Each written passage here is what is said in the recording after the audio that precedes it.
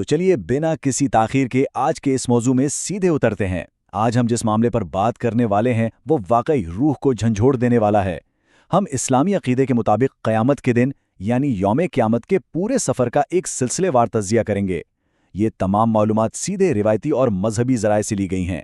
ये एक ऐसा सफ़र है जो इस दुनिया के आगाज़ से लेकर इंसान की आखिरी और हमेशा रहने वाली मंजिल तक जाता है। तो आइए इस हैरत अंगेज़ टाइमलाइन को थोड़ा करीब से देखते हैं। जरा एक बिल्कुल आम से दिन का तस्वुर कीजिए। लोग बाजारों में मसरूफ हैं, अपने रोजमर्रा के कामों में उलझे हैं, और फिर अचानक एक ऐसी आवाज पैदा होती है जो कानों से नहीं बल्कि सीधा रूह से टकराती है। यही सूर फूंके जाने की आवाज होगी। ये कोई आम हादसा या जंग नहीं जिसके लिए कोई तैयारी की जा सके। ज़राए बताते हैं कि ये एक ऐसी आवाज होगी जो धड़कनें रोक दे और इंसान का खून जमा दे। ये शदीद खौफ और अचानक होने वाली तबाही का वो मंजर है जहां हर जिंदा चीज खामोश हो जाएगी। इस पूरे सफ़र को आसानी से समझने के लिए हमने इसे 6 हिस्सों में बांटा है।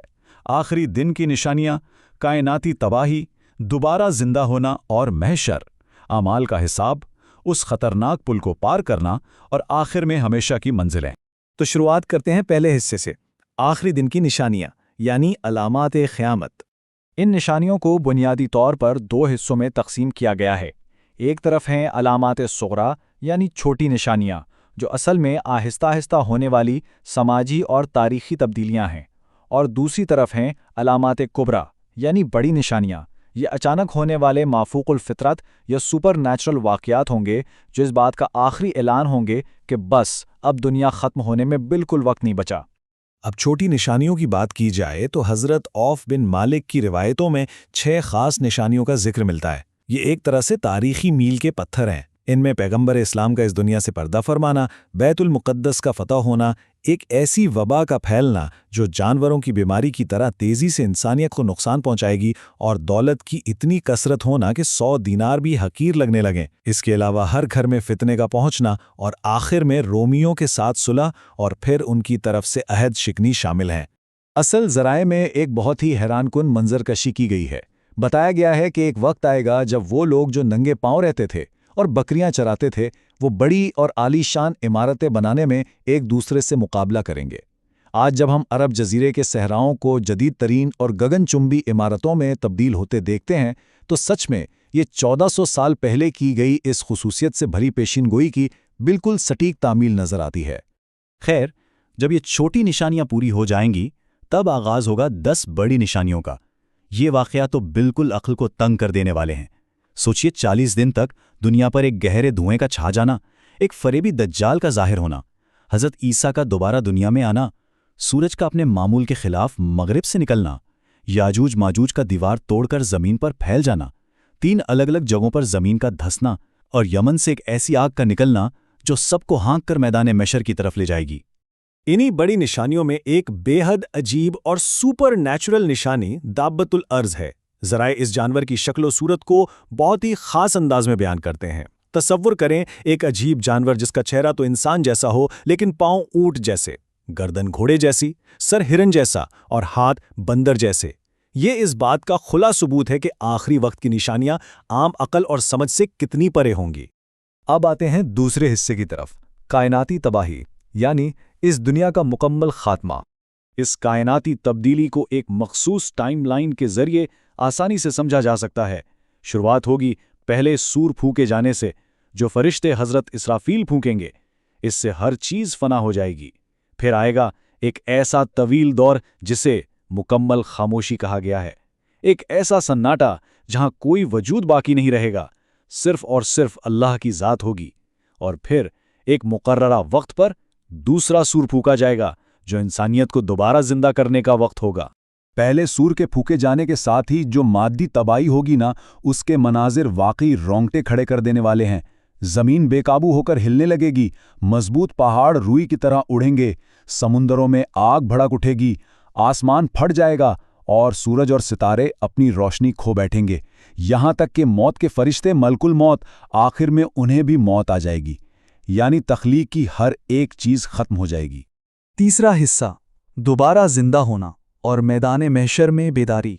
जब सब अपनी कब्रों से उठेंगे तो वो इस जमीन पर नहीं होंगे जिसे आज हम जानते हैं। ذرائع بتاتے ہیں کہ یہ موجودہ زمین ایک بالکل صاف، ہموار اور خوب روشن سفید میدان میں تبدیل ہو چکی ہوگی۔ اس میدان میں کوئی پہاڑ، کوئی درخت، کوئی عمارت یا چھپنے کی جگہ نہیں ہوگی۔ تمام انسان بالکل ویسے ہی ننگے پاؤں اور بے لباس اٹھائے جائیں گے جیسے وہ پہلی بار پیدا ہوئے تھے۔ یہ سچ میں انسان کو بالکل بے پردہ کر دینے والا منظر ہوگا۔ اور یہ انتظار کا دن کسی عام دن جیسا نہیں ہوگا۔ بتایا گیا ہے کہ اس ایک دن کی لمبائی 5000 سال کے برابر ہوگی۔ سورج کو سروں کے اتنا قریب کر دیا جائے گا کہ فاصلہ صرف 1 میل رہ جائے گا۔ شدید گرمی، گھبراہٹ اور پیاس، سب اپنے اپنے اعمال کے حساب سے پسینے میں ڈوبے اس طویل عرصے تک کھڑے رہیں گے، صرف اس انتظار میں کہ کسی طرح حساب شروع ہو۔ یہاں سے شروع ہوتا ہے ہمارا چوتھا حصہ، اعمال کا حساب اور میزان، یعنی الہی انصاف۔ یہ حساب کتاب ایک بے حد منظم طریقے سے ہوگا۔ سب سے پہلے تو اعمال نامے، یعنی آپ کی پوری زندگی کا ریکارڈ ہاتھوں میں دیے جائیں گے، نیک لوگوں کو دائیں ہاتھ میں اور بدکاروں کو بائیں ہاتھ میں۔ پھر سوالات کا سلسلہ شروع ہوگا، اور روایتوں کے مطابق سب سے پہلا سوال نماز کے بارے میں ہوگا۔ اس کے بعد اعمال کو ایک عظیم ترازو پر تولا جائے گا جسے میزان کہتے ہیں۔ یہاں کچھ چھپا نہیں رہے گا۔ فرشتے اور خود انسانی جسم کے اعضاء اس دن اپنے ہی خلاف گواہی دیں گے۔ 5واں حصہ ہے اس خطرناک پل کو پار کرنا، یعنی پل صراط۔ اس پل کی ساخت ہی عقل کو دنگ کر دیتی ہے۔